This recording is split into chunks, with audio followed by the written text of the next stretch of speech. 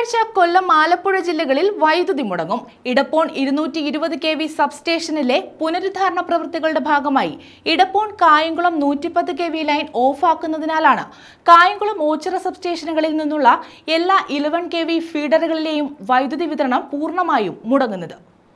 Edappon 220 kV സബ്സ്റ്റേഷനിലെ പുനരുദ്ധാരണ പ്രവൃത്തികളുടെ ഭാഗമായാണ് ഇടപ്പോൺ കായംകുളം 110 kV ലൈൻ ഓഫാക്കുന്നത്.